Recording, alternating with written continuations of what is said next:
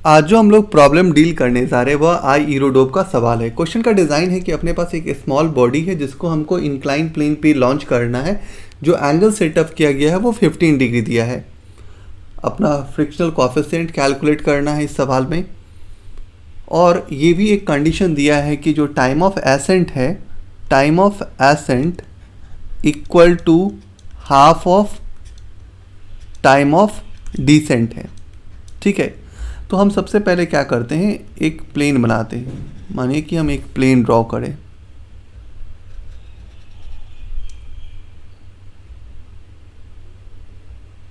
ये एंगल जो सेट किया गया वो है हमारा 15 डिग्री।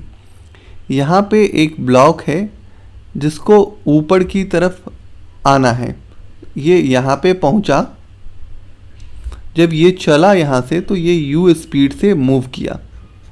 जब ये यहाँ पे पहुँचा तो इसकी फाइनल स्पीड क्या हो गई, 0 हो गई। वापस ये बैक आता है। ठीक है, एक बार ये मूव करता है इस डायरेक्शन में और वापस बैक आता है। इस दोनों कंडीशंस में जो टाइम का कंडीशन दिया है वो दिया है कि time of ascent equal to half of time of descent. अब हम क्या करते हैं कि हम इस क्वेश्चन का फ्री बॉडी डायग्राम ड्रॉ कर लेते हैं। जैसे ये हमारे पास एक प्लेन है, प्लेन पे एक ब्लॉक रखा हुआ है। इस ब्लॉक का जो नॉर्मल फोर्स होगा वह वर्टिकली ऊपर की तरफ लगेगा। जो ग्रेविटेशनल फोर्स है वो डाउनवर्ड लगेगा।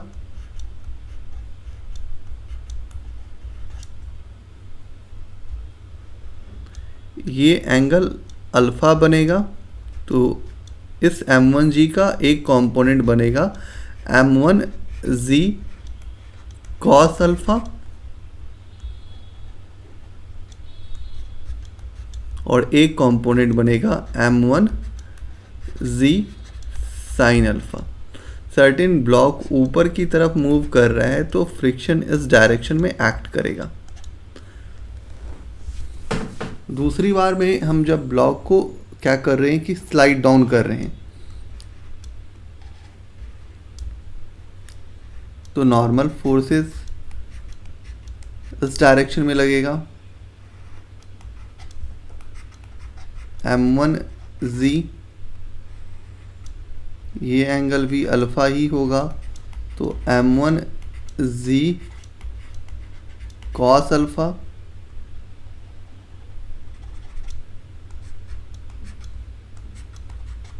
m1z sin alpha. बट इस बार ब्लॉक इस डायरेक्शन में आ रहा है तो फ्रिक्शन इस डायरेक्शन में लगेगा। ठीक है, ये दोनों फिगर हम ड्रॉ करेंगे तो मुझे इससे एक्सेलरेशन निकालने में थोड़ा इजी हो जाएगा। तो हम लिखेंगे m1z sin alpha plus mu m1z cos alpha equal to m1a। तो इससे हम a की वैल्यू कैलकुलेट करेंगे तो आएगा z sin alpha plus mu z cos alpha. Same इससे हम जब कैलकुलेट करेंगे तो वो आएगा z sin alpha minus mu z cos alpha. तो ये जो एक्सेलरेशन निकाले हैं ये हमारा रिटार्डेशन आएगा। रिटार्डेशन में इंपॉर्टेंट रोल निभाएगा ये साइन वाला कंपोनेंट और फ्रिक्शन। अब हम यूज़ करेंगे काइनेमेटिक्स का formula v square equal to u square minus 2as। जब हम मैक्सिमम पॉइंट पे पहुँचे थे तो उस हाइट पे हमारी फाइनल वेलोसिटी 0 हो गई, u स्क्वायर माइनस 2, और a की वैल्यू हम यहाँ पे डेबिट करते हैं तो a की वैल्यू हो जाएगी z sign alpha plus mu z cos alpha, और डिस्प्लेसमेंट एज्यूम करते हैं l है तो हम l निकालेंगे तो l बराबर आ जाएगा u square divide by 2, z common कर लेते हैं हम तो sine alpha plus mu cos alpha आ जाएगा। ठीक है, अब हम जानते हैं कि काइनेमेटिक्स से एक और फार्मूला v बराबर u माइनस ए, और मान लेते हैं कि टाइम ऑफ एसेंट को हम मान लेते हैं t1 है, तो v ज़ीरो हो गया, u माइनस ए की वैल्यू हम लिख सकते हैं minus z sign alpha plus mu cos alpha into t1। ठीक है, इससे हम क्या कर लेंगे, u की वैल्यू कैलकुलेट करेंगे। u की वैल्यू क्या आ जाएगी, इस टर्म को हम इधर लेके आ जाए तो ये आ जाएगा z sign alpha plus mu cos alpha t1। अब इस u की जो वैल्यू है उसको हम यहाँ पे डेबिट कर देंगे इस फॉर्मूले में। ठीक है, तो अब हमारा जो होगा l बराबर, जो l की वैल्यू होगी वो l इक्वल टू क्या हो जाएगी, 1/2 z sign alpha plus mu z cos alpha t1 square. Second यदि हम फिर से निकालें l डाउन वाले के लिए तो 1/2 z sign alpha minus mu z cos alpha t2 square.